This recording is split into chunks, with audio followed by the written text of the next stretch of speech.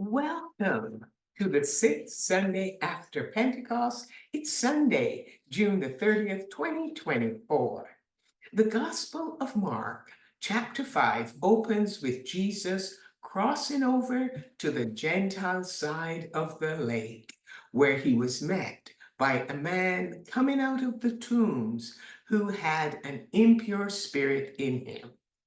When he saw Jesus, he fell on his knees in front of him. Jesus asked him his name, and the response was Legion, meaning many demons are inside of me. The demons asked to be sent into a herd of pigs who ended up rushing down a steep bank into the lake and drowning.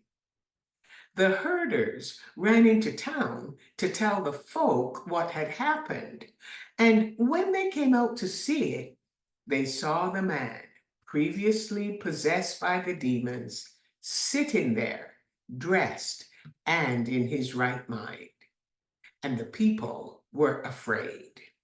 They begged Jesus to leave their region, and he did. Now to the lectionary text for today, Mark chapter 5, verses 21 to 43.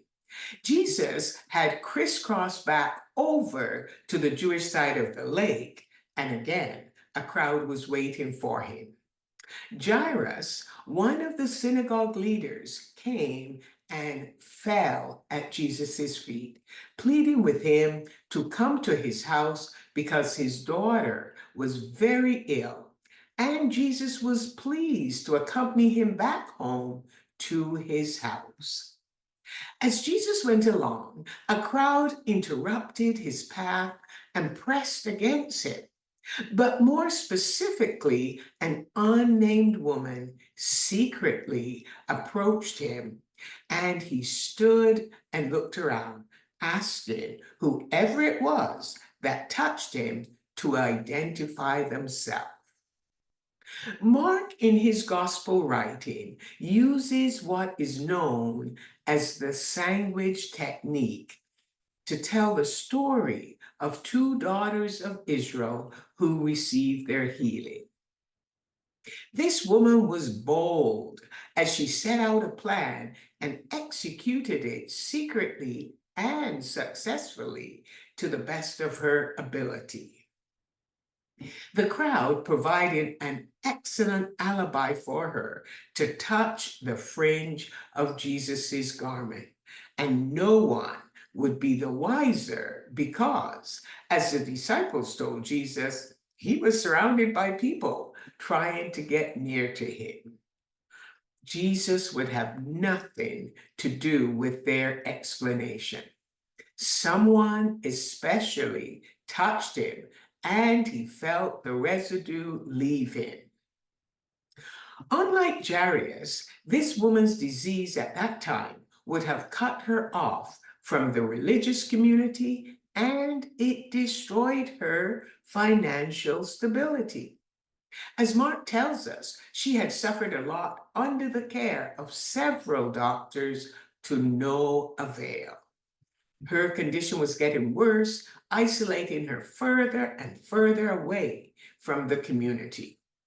She had a continuous flow of blood for 12 years. And she understood that touching Jesus would make him unclean under Leviticus law. But she was desperate for a change to happen to her. The moment she felt Jesus's garment, her blood stopped flowing and she was healed. Just as the woman recognized a change in her body, Jesus also recognized a change in his body, although he played no active role in her healing. Her discharge of blood dried up when Jesus's power was discharged. No one else recognized what had transpired, and I think Jesus was a little surprised at what was happening to him. But he also wanted to talk with the person who specifically touched him. Knowing what had happened to her, the woman did not deny it. She came and fell at his feet, and trembling with fear, she presented herself and revealed the whole truth. Jesus looked intensely at her and called her daughter, telling her it was her faith that healed her. Now, I'd like you to use your holy imagination and explore your own feelings. She revealed the truth, and that meant that she had to admit that she had had a vaginal bleeding for 12 years, and here she had come in contact with many people before she was healed. How do you think you would be feeling hearing her tell her story? Do you think you would be shuddering, assuming you were now unclean? Just something to ponder. What flowed from Jesus, that's his power, healed her. And now what flowed from her, truth, confirmed that she was not only healed, but also given peace and freedom from suffering. Now back to our sandwich. The conversation Jesus had with this unnamed woman caused a delay in going to Jairus' home. And a report came to him that in the meantime, his daughter had already died and Jesus was late. Jesus challenged Jairus to hold back, not to be afraid, and believe. He was told to hold to the faith that led him to Jesus in the first place.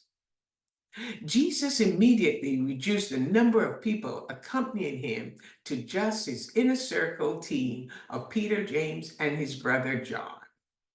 By the time they arrived at Jairus' home, the professional criers were filling their tear bottles. Jesus put them outside after they laughed at him for saying she was only dead.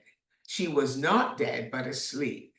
He then took the important people in the child's life, her mom and dad with him, into her room. The disciples who accompanied him were there to witness what happened next. The unnamed woman touched Jesus, and now we notice that Jesus touched the child.